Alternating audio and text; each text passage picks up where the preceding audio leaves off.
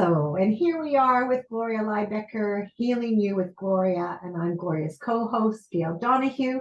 And today we're going to talk about how do we deal with this uncomfortable feeling and this tension, sometimes this yucky feeling that comes up when we want something and we're not able to get it and we just feel uncomfortable. And sometimes even like conflict is there. Yeah. I don't know. It just makes me kind of have a giggle, even recognizing my own path of growing and developing and having more compassionate understanding for my own processes in life or my own patterns in life. But when we tell ourselves we want something and that we can't get it, or that there's a conflict, I want to really first recognize that I'm telling myself a story, that I can't get it, and that there's conflict. And that's where it's at. It's actually a pattern that we have developed about what we make it mean when we begin to move towards what we want. Mm-hmm. Well, what is this conflict? Can you just explain that a little bit more? Like, where does this conflict come from? Because when I think about myself, I'll think about, I just feel really uncomfortable. I'm unhappy. I can be unhappy with myself and angry with my, what I'm doing or not, probably not doing. But then it also can spill over to other people where I'm, don't have the patience that I would enjoy to have with others. So like how do you know that this is happening? Well, it brings it back to our own capacity to be aware of what we're about, to actually be aware of where am I right now and what is it that I'm wanting? Where am I going? And those are two basics for anything. And when we can hold with awareness, both of those, with awareness, like where am I right now? And where do I want to go? It creates what's known as a structural tension. Because here I am and I want to be there. So I'm not where I said I want to be. So it can feel like a conflict. And what the pattern has been that we've spoke before, where there's an oscillation, is it creates an oscillation with a structural tension. Because there's a tension about, oh, I'm right here, but I want to be there. Yeah. If stories built up around it, it makes those rubber bands of tension thicker and stronger. Mm-hmm. And is part of the issue with having this and then not being aware of it to the degree you're talking about the current reality and then where we want to go, is it because we end up making stories about our current reality? Well, yeah, we make it mean what it means to us. And we started doing that before we were conscious we were doing it. And so they're very deeply embedded patterns. They're unconscious patterns that drive our behaviors, that drive our thoughts, that drive our experience of life.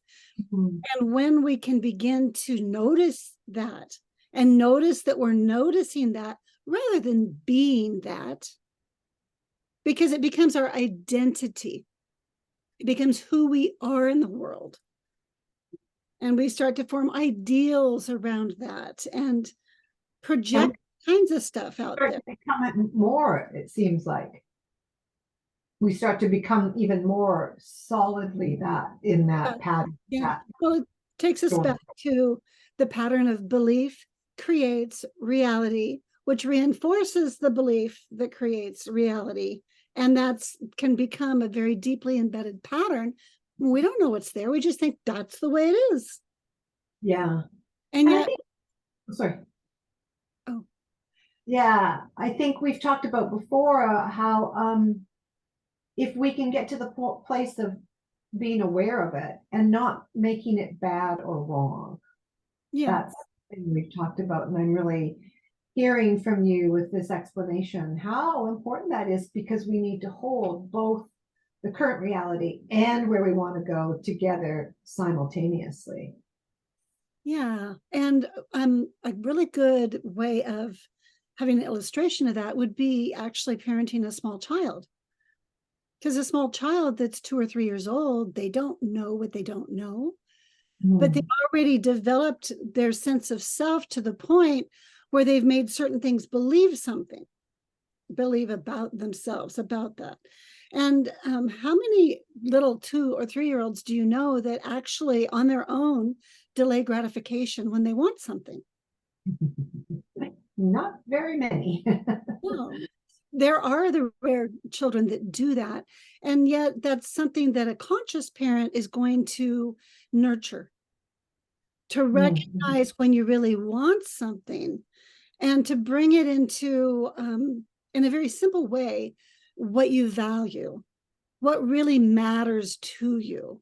And when you base what actions you take on what you truly value and what really matters to you, and you prioritize it, it makes it easy to delay the gratification because you see a bigger picture. Mhm. Many people have never had that nurturance in their life to be able to begin to identify those points in time when they go unconscious and they go into their habitual habits of, I want that, it's mine. Yeah. Yeah. Or, oh, I want that, but I can't have it. I mean, then there's all of these different kinds of unconscious beliefs that arise within us Mhm. unless we can begin to recognize them. Yeah. Yeah. It sounds like that's so important to have that nurturing right from the beginning, and the support Yeah. from our caregivers in order to grow and learn and mature into being able to see the complexity of the world, and then as we're focusing on being able to have a choice rather than being caught in that story. Yeah. And another thing, if we come back to the analogy with a small child or a baby, when you have an infant and the infant cries, the caregiver typically will tune in and begin to recognize what the cry means. Mhm. They'll tend to them right away in order to nurture them. Well, that's an evolution that needs to continue as the child grows and develops, that, eventually the child, when they have a certain cry, the parent recognizes, oh, that's not something that's urgent or something that they truly need right now. And they allow them to begin to develop their capacity to tolerate the tension Mhm. and also to develop the trust that what they really want is something that they really are moving towards. And that requires a conscious parent to actually nurture a child's consciousness. And Yeah. so it's so important to develop these relationships of trust where you can experiment with this way of being and it's outside of judgment. So the parent's not admonishing the child and making the child wrong. They stay calm, they stay in their own secure sense of self and allow the child to experience what that's like. And that's what really good coaching would be like as well. Yes, yeah. And that's what the program that we offer also is does for those of us who haven't had that supportive, nurturing, ongoing throughout our years, because we know that the brain now doesn't finish its development until in the mid-20s. We need that support. So this community that we've created and that the clients enjoy so much is because it's a community where people can come and have that support and that nurturance. People show up and they get to be who they really are. We don't have to present ourselves as someone that we're not. And that makes such a big difference. So I want to acknowledge too, though, that as human beings, our minds do not like to wait, you know?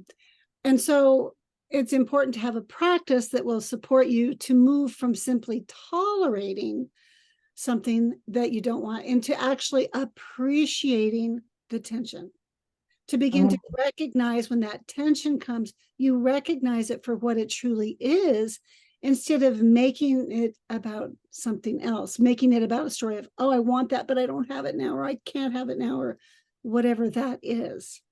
But to Yeah. be able to observe what is it, to what degree, and this is what I would encourage our listeners to take the time today and to really notice and observe to what degree are you able to delay gratification or delay the resolution on behalf of what your important goal is, what you really want?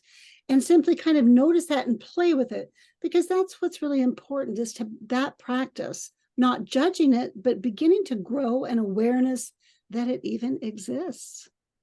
That it even exists. Yeah, that's a great start. Well, thank you for that exercise that we can do over the next while, Gloria. And with that, let's say goodbye until our next session together. All right. Thank you, Gail. Thank you. Bye-bye. Yay.